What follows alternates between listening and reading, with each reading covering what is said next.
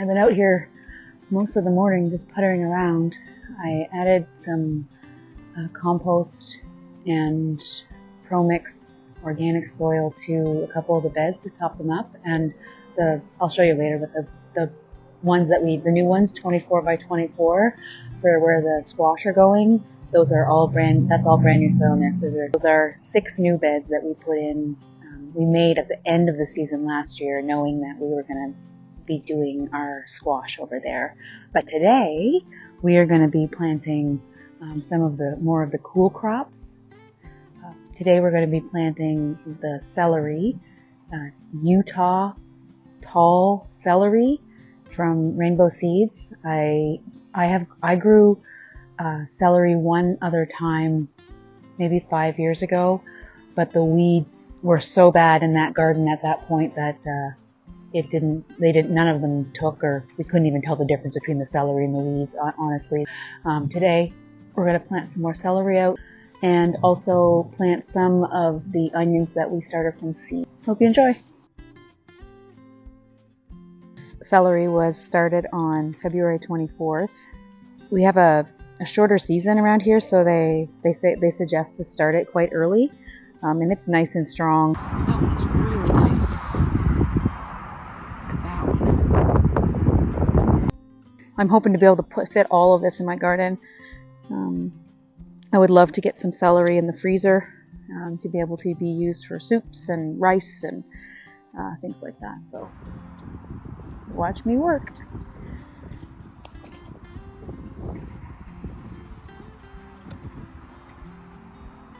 I planted them about every 4 to 6 inches, 2 rows staggered. I added some worm castings as I did that, which is something we're going to be doing this year, probably to every hole. It's worm poop, if you're not sure what worm castings is. I didn't know either when I first heard the term, but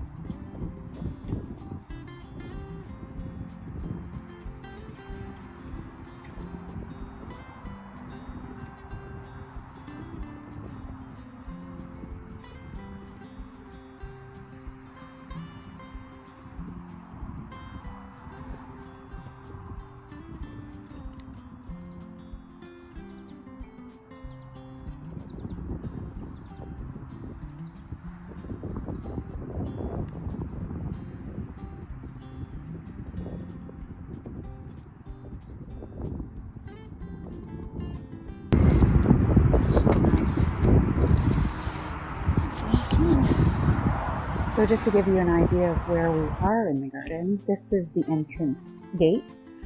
So we have the new beds we're working on here. And so the bed that we're working on is right here. We put this trellis up this morning. That will be for the tomatoes. So if you're looking at it from this side, the tomatoes will be planted on this side and just leave a bit of a room on that side. And then I put a string line to give myself a guide of where I was going to put the celeries. Up close. So we have our celeries here, and then I think I'm going to plant my onions here, because these celery are supposed to get about 2 feet tall. Apparently they can get up to 30 inches tall.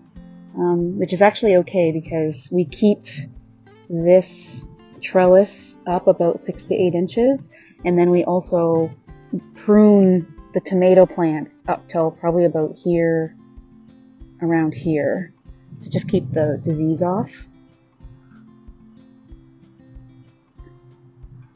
So I guess up next would be the onions.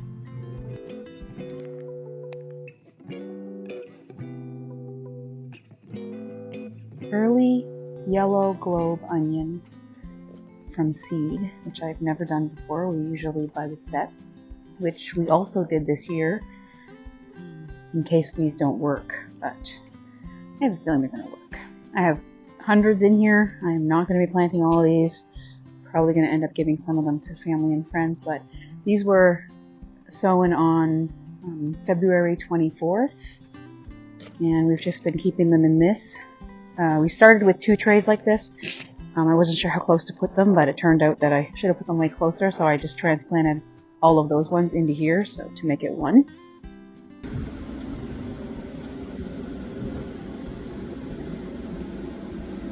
Those onions.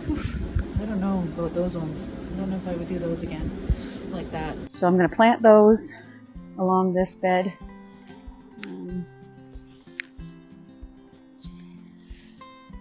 Pretty neat.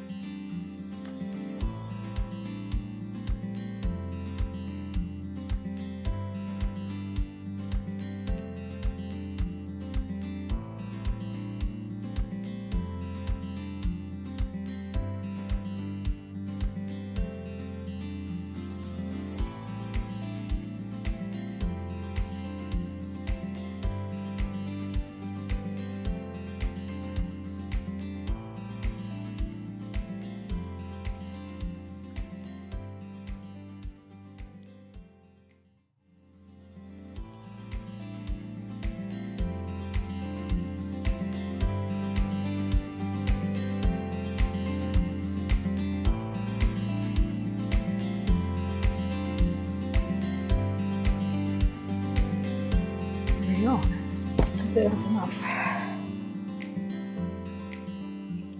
Neat.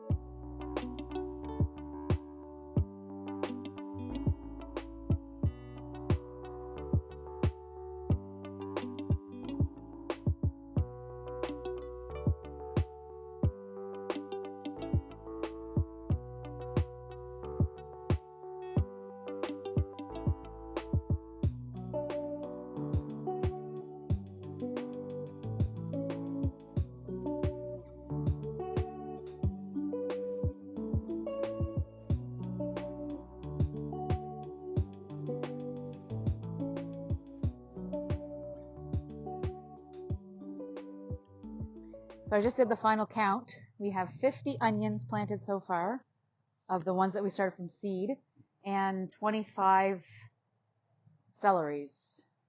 This is very exciting because I have never grown celery other than that one time with the weeds I was telling you about. And we have a few left here in the pile. These are probably going to go in the compost. I'm getting my soil ready here to be able to fill up my cell trays for sowing. I make sure that there's enough water content in it to hold its shape, but not too much water that I wring it out. I started filling up my first 2 trays here, and I realized that I didn't have my seed sowing mixture in my bin. I had my transplanting mixture, which is the transplanting mixture is a bit more coarse than my seed sowing mixture.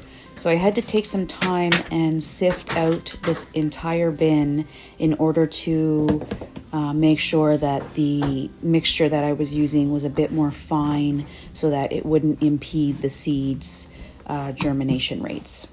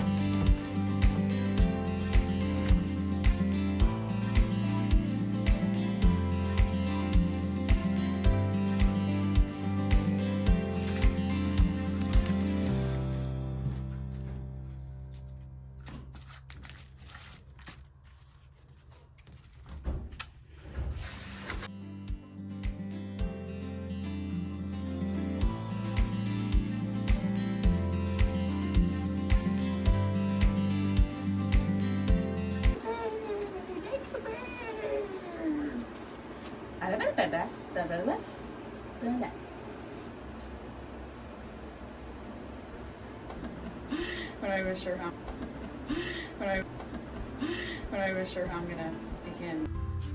This afternoon, I am in the grow room sowing some seeds. We're about 4 weeks from our frost date, and most of these say somewhere between 4 to 6 weeks. Probably should have sown the zinnias last week, but I forgot, so we're doing it today. So I have 5 different types of zinnia flowers that I'm going to be sowing today and putting under a dome. We have 4 packs from Vessie's and 1 pack from Mackenzie. Vessie's is a local nursery in the province, and they've been around for a very long time. I think around 40 years. Oh wait, more than that, 1939. Growing with you since 1939, pretty neat. I have never grown zinnias before, but I see them all the time and they say that they're very easy to grow. I'm gonna start them from seed because I want the flowers to show before most of my vegetables are out there. Just great for the pollinators. So I have Zahara Raspberry Ripple, Bennery's Giant Zinnia, Magellan Sunburst Mix, Pompom, and from Mackenzie we have Giant Cactus Flower Mix. I also have a few more flowers. I have 2 varieties of nasturtium from Burpee maybe, Night and Day Mix, and Papaya Cream Mix. I always use nasturtiums around my squash plants so that the pests go to the nasturtium flowers first before they go to the squash flowers.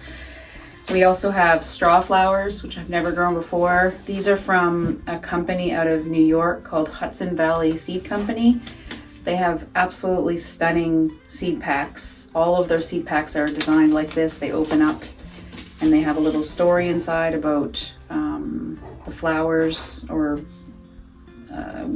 whatever your seed pack is. They have flowers and they have herbs and they have vegetables, and so that's Strawflowers. And then we have 3 packs of seeds from Rainbow Seeds, which is also a local seed company out of Roachville, New Brunswick. They have excellent germination rates. That's what I've seen so far this year. I have 2 types of herbs, chamomile and anise. And also I'm gonna start the pumpkins, this particular type of pumpkin, a little bit early, just because I want to put this in my 3 sisters bed and I want it to be a little bit more established than starting it from seed in 4 weeks. Let's get sowing.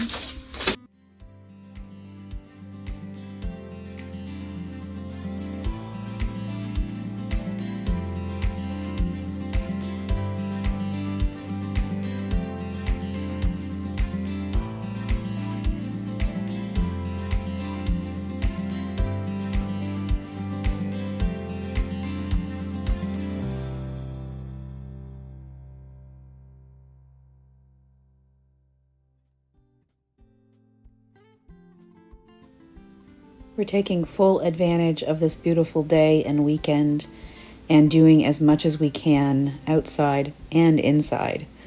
We sowed some seeds, we planted some celery and some onions. We cleaned up the grow room a little bit, and now we are on to seeding some potatoes.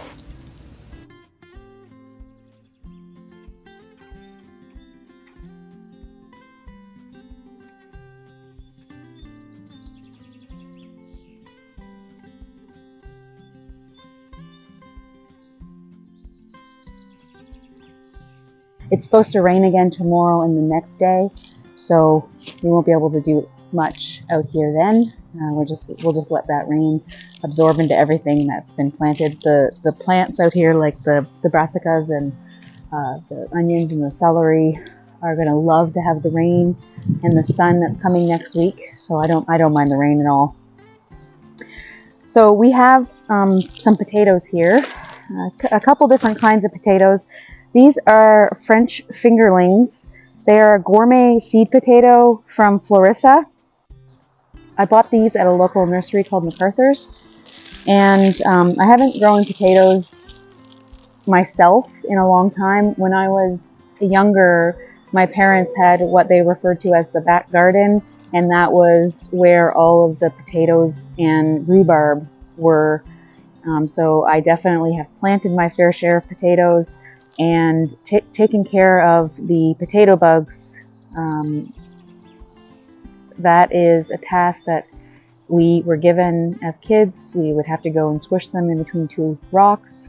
Otherwise, they would just eat all the tops off your potatoes and you wouldn't get a harvest. So we're going to try to mitigate that by putting insect covering over top of this. But more about the potatoes. These are French Fingerlings, and I also have Alaskan Bloom. These are considered gourmet potatoes. I only bought 1 pack of each. I'm excited to grow potatoes. Apparently harvesting them is amazing. I know that when I was a kid, my parents used to harvest enough potatoes to probably fill up this entire bin, and we would have them all winter and throughout the spring and summer. And then we would go through the whole cycle again. So it was pretty awesome. And things are expensive these days. So anything that we can do to plant more. Now these were $8.99 a piece. The regular potatoes, like the Yukon Golds, were much less expensive. That was a 5-pound bag for $5.99. So let's get planting. So I'm going to start with the Alaskan Bloom potato. It says on the back that we have to plant them in rows 12 centimeters deep and 30 centimeters apart. I'm probably gonna do, I think I have 12 pieces in here. So I'll just put 12 in this side, and then I'll put the same on that one, so 12 on that side. So what I did was I took 1 potato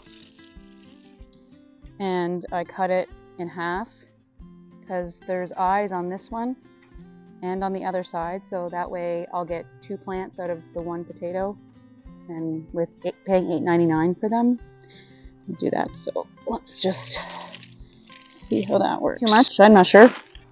I'm just going to push them in, and then later tomorrow I'm going to put some more soil over the top of them.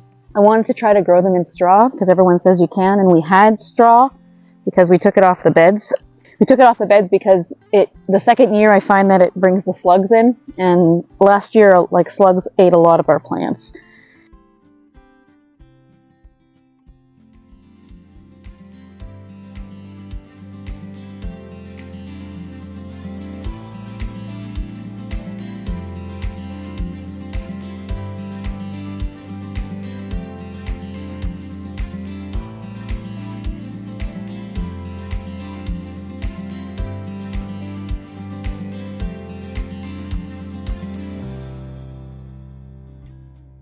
Thank you so much for joining in today, and take care.